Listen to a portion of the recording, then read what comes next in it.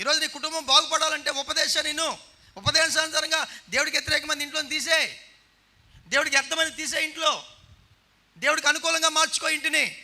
దేవుడు నివసించాలని కోరుకో, దేవుడు సన్నిధి కావాలని కోరుకో, దేవుని ప్రసన్నత కావాలని కోరుకో. అందుకని దెయ్యాలు నాట్యం ఆడితే మన జీవితంలో ఆశీర్వాదం ఏముంటుందో చెప్పండి.